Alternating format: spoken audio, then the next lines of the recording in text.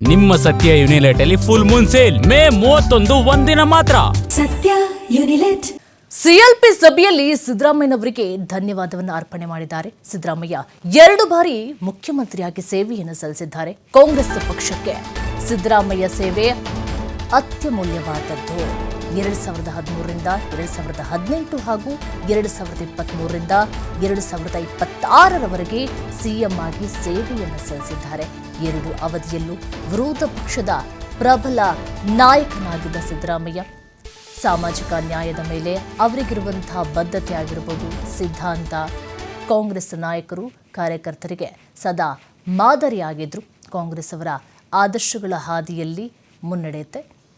ಏನು ಸಿಎಂ ಆದಂಥ ಸಿದ್ದರಾಮಯ್ಯನವರು ಏನೆಲ್ಲ ಆದರ್ಶಗಳನ್ನು ಹಾಕಿಕೊಟ್ಟಿದ್ರು, ಅದೇ ಮಾರ್ಗದರ್ಶನದಲ್ಲಿ ಡಿಕೆಶಿ ಸಹ ನಡೀತೇವೆ ಅಂಥೇಳಿ ಮಾತನ್ನು ಸಹ ಕೊಟ್ಟಿದ್ರು.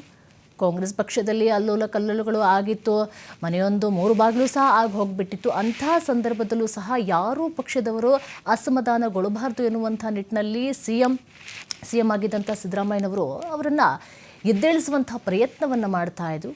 ಈಗ ಅವರು ರಾಜೀನಾಮೆಯನ್ನು ಕೊಟ್ಟಿರಬಹುದು, ಆದರೆ ಅವರ ಮಾರ್ಗದರ್ಶನ ಕಾಂಗ್ರೆಸ್ ಪಕ್ಷಕ್ಕೆ ಕೊನೆಯವರೆಗೂ ಸಹ ಬೇಕಾಗುತ್ತೆ. ಹಾಗಾಗಿ ಎಲ್ಲರೂ ಸಹ ಸಿಎಂ ಸಿದ್ದರಾಮಯ್ಯನವರಿಗೆ ಧನ್ಯವಾದವನ್ನು ಸಮರ್ಪಣೆ ಮಾಡಿದ್ದಾರೆ. ಅವರ ಆದರ್ಶಗಳ ಹಾದಿಯಲ್ಲಿ ಮುನ್ನಡಿತಾರೆ ಎನ್ನುವಂಥ ಮಾತುಗಳು ಸಹ ಕೇಳಿಬರ್ತಾ ಇತ್ತು.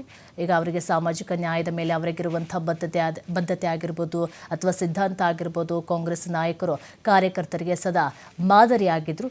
ಈಗ ಸಿಎಂ ಸಿದ್ದರಾಮಯ್ಯನವರ ಮಾರ್ಗದರ್ಶನ ಕಾಂಗ್ರೆಸ್ ಪಕ್ಷಕ್ಕೆ ಬಹಳ ಅತ್ಯಗತ್ಯವಾಗಿದೆ. 2013ರಿಂದ 2018 ಹಾಗೂ 2023ರಿಂದ 2026ರವರೆಗೆ ಸಿಎಂ ಆಗಿ ಸೇವೆಯನ್ನು ಸಲ್ಲಿಸಿದ್ದಾರೆ. 2 ಅವಧಿಯಲ್ಲೂ ಸಹ ವಿರೋಧ ಪಕ್ಷದ ಪ್ರಬಲ ನಾಯಕನಾಗಿದ್ದಂಥ ಸಿದ್ದರಾಮಯ್ಯ ಸಾಮಾಜಿಕ ನ್ಯಾಯದ ಮೇಲೆ ಅವರಿಗಿರುವಂಥ ಎಲ್ಲ ಬದ್ಧತೆಗಳು ಅವರನ್ನು ಈ ಮಟ್ಟಕ್ಕೆ ತಂದು ಬೆಳೆಸಿದೆ.